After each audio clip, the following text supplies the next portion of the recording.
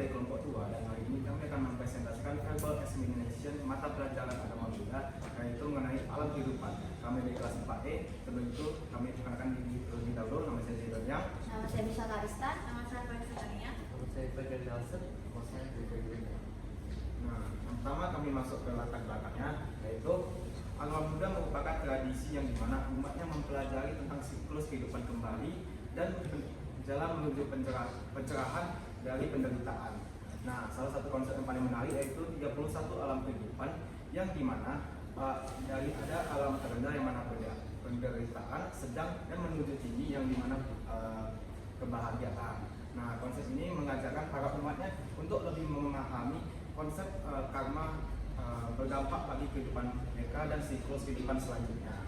Nah, selanjutnya, alam kehidupan dalam agama Buddha merupakan tempat berdiamnya makhluk-makhluk yang memiliki kesadaran.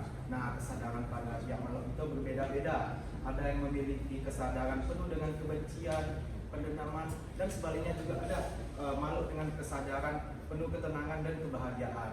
Nah, di 31 alam kehidupan di dalam agama Buddha terbagi menjadi 3, yaitu ada kama bumi, rupa bumi, dan arupa bumi, yang dimana setiap makhluk-makhluk yang kesadarannya terkelompokkan menjadi masing-masing. Nah, selanjutnya rumusan masalah.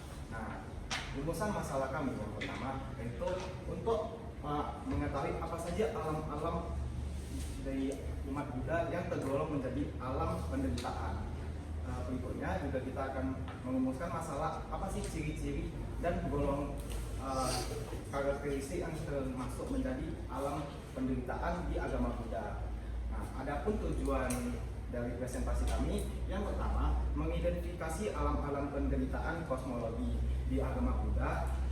Karakteristik yang termasuk menjadi alam penderitaan ini sebagai berikut, yaitu ada alam neraka, alam hewan, dan alam lapar. Nah, yang kedua itu juga mendeskripsikan ciri-ciri dan kondisi dari alam-alam penderitaan tersebut, di mana kita mengetahui kondisi apa yang didapati di alam penderitaan tersebut. Nah, yang terakhir juga ada kita mengetahui hubungan dan antara siklus kehidupan berikutnya, apakah hubungan karma itu mempengaruhi konsep hidup mereka lahir kembali ataupun tidak.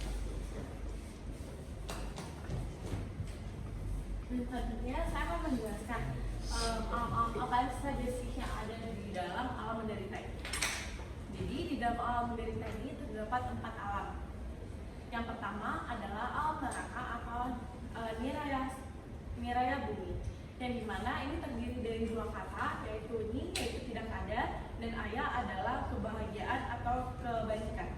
Yang dimana di alam neraka ini makhluk-makhluk di sini sudah tidak bisa lagi melakukan kebajikan dan juga melakukan hal-hal duniawi seperti kebahagiaan dan nafsu dan lain-lain. Dan juga biasa makhluk yang ada di sini dikarenakan karma buruk yang ada di masa lampau.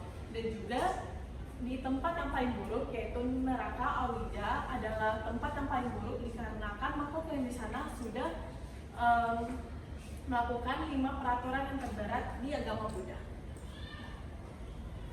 Dan yang kedua adalah alam binatang atau yang kita sebut juga sebagai tiracana bumi, yang dimana ini terdiri dari 2 kata, yaitu yang pertama adalah tiro, seperti melintang dan membujur, dan juga cana yang berarti pergi, berjalan, yang dimana yang seperti yang kita ketahui bahwa jika hewan dan binatang itu mereka berjalan dan selainnya manusia, yang manusia berjalan tegak sementara hewan berjalan membujur dan melintang.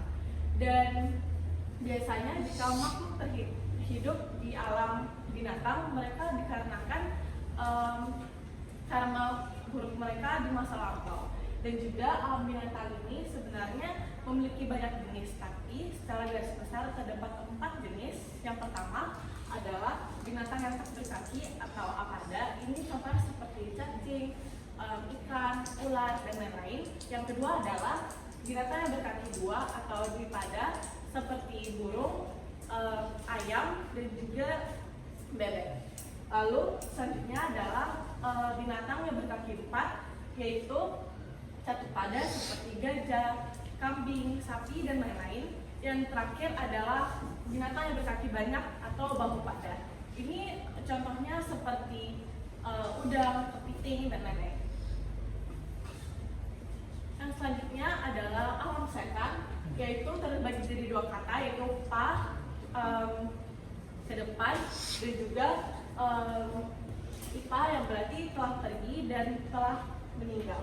Dan di sini juga ada yang terbagi menjadi 4. Yang pertama adalah yang bergantung pada dana dari orang lain, setan yang selalu kelaparan, setan yang selalu kepanasan, dan juga setan yang selalu berwujud menyeramkan. Akhir ada alam raksasa atau asura kaya bumi. Alam asura itu terdiri dari dua kata, yaitu a dan sura. A artinya tidak, sura artinya cemerlang. Di alam ini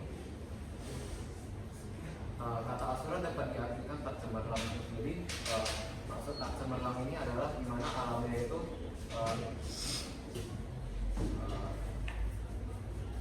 malah merana dan serba kekurangan sehingga tidak dapat sehingga kehidupannya itu tidak ceria. Makhluk-makhluk yang tinggal di alam ini juga jauh dari katanya kemuliaan, kebebasan, dan kesenangan. Seseorang yang terlahir di alam ini disebabkan oleh kehidupan di masa lampau yang didasarkan oleh 3 hal, itu lomba, mosa, dan moha, atau keserakahan, kebencian, dan kebodohan. Dan ada 7 alam yang menyenangkan. Jadi pertama ada alam manusia atau manusia bumi. Alam manusia ini terdiri dari 2 kata, mano dan usa. Mano artinya batin dan pikiran. Usa artinya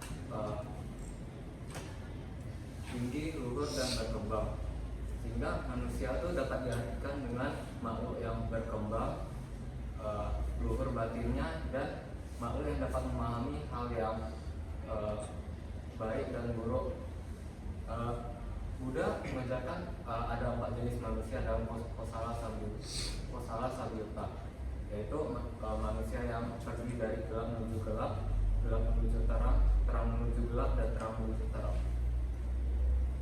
Dan ada alam 4 dewa raja atau satu maharajika. Pada alam ini ada 4 dewa yang berdiam di 4 penjuru. 4 dewa tersebut pertama adalah Datarata, penguasa timur, Virula, penguasa selatan, Virupaka, penguasa barat, dan Kuvera, penguasa utara. Para dewa-dewa ini berdiam di gunung, lautan, pohon, dan angkasa. Kemudian ada alam 33 dewa atau Tawatirusa. Alam ini dikenal dengan alam 33 dewa karena dulu ada kelompok pria berjumlah 33 yang selalu bekerja sama dalam membuat kebaikan, sehingga setelah mereka meninggal dunia, mereka terlahir di satu alam, yaitu alam Tawatirusa. Nah, alam yang bahagia selanjutnya adalah alam Dewa Yama. Alam Dewa Yama adalah alam bahagia di mana makhluk itu merasa menikmati kemewahan dan kenikmatannya. Namun dewa-dewa di sini mereka masih terikat dengan yang namanya samsara atau kelahiran kembali. Next. Selanjutnya alam bahagia juga ada yang namanya alam tusita, di mana dewa-dewa di sini mereka juga mengalami kenikmatan dan kesenangan, dan mereka itu biasanya adalah alam tempat bodhisatwa itu berdiam sebelum mereka akan terlahir kembali ke bumi dan menjadi sama-sama Buddha. Selanjutnya adalah alam dewa yang menikmati ciptaannya atau Nimanarati. Di sini dewa-dewa itu mereka tuh menggunakan pikiran mereka untuk menciptakan objek-objek untuk memenuhi hasrat mereka. Jadi mereka tuh menikmati kesenangannya itu berdasarkan apa yang mereka pikir dan mereka ciptakan. Nah, di sini alam dewa yang Nirawasa ini mereka tuh juga masih bisa terlahir kembali di bumi karena perbuatan dari karma baik mereka, dan mereka terus memiliki keinginan. Selanjutnya, alam dewa yang terakhir adalah para Nibita Sapati atau dewa yang mengontrol ciptaan dari dewa lain. Jadi dewa-dewa di sini mereka bisa mengontrol cipta-ciptaan dewa lain. Jadi kayak mereka tuh bisa mengontrol untuk hasrat mereka. Nah, dewa-dewa di sini tuh adalah dewa yang paling tinggi di namanya surga Kamadatu. Setelah kita memahami tentang alam-alam menderita dan juga alam-alam yang menyenangkan yang ada di agama Buddha, kita juga harus tahu kenapa seseorang itu bisa terlahir di alam menderita dan kenapa ada orang yang juga bisa terlahir di alam menyenangkan tersebut. Hal ini tuh berkaitan dengan hukum karma, dan hari ini kami akan fokus membahas tentang hubungan antara hukum karma dan kenapa seseorang itu bisa terlahir di alam yang menderita. Di dalam agama Buddha ada yang namanya hukum karma, yaitu hukum universal sebab akibat. Berarti hukum ini tuh berlaku secara universal dan akan selalu berlaku terus-menerus. Hukum karma ini mencakup apa saja yang kita perbuat, kita lakukan, kita pikirkan, dan juga kita ucapkan itu akan membawakan karma yang setimpal. Jadi misalnya kita berbuat baik, maka kita akan terlahir di alam yang bahagia. Dan jika kita berbuat buruk, maka kita akan terlahir di alam yang buruk juga sesuai dengan tingkatan perbuatan kita.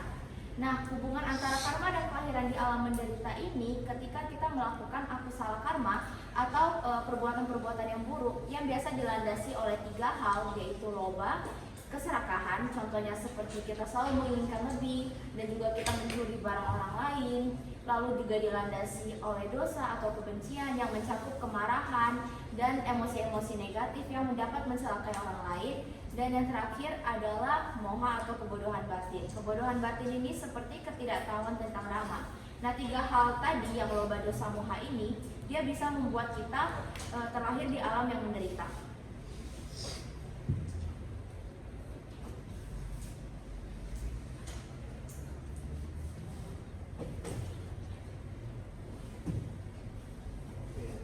Untuk refleksi diri terhadap pentingnya berlaku baik,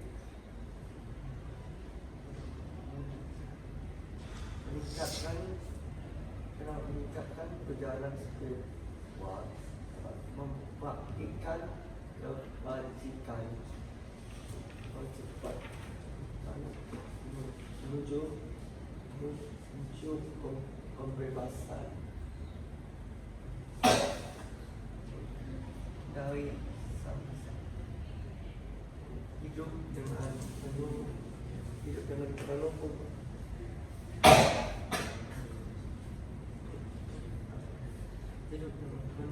bahagia, berpikir sebelum bertindak untuk memastikan setiap tindakan bermanfaat dan tidak menyebabkan lalu ada menyadari dampak tindakan kita. Refleksi dengan masa lalu bantu kita belajar dan tumbuh, mengembangkan kebijaksanaan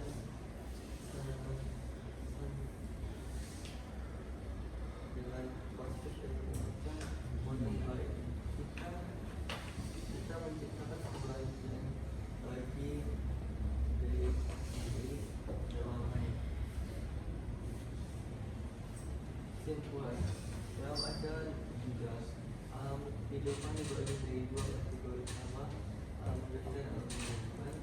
Alam menderita terdiri dari 4 alam, yaitu alam neraka, alam menyenangkan, alam menyenangkan, dan alam sasar.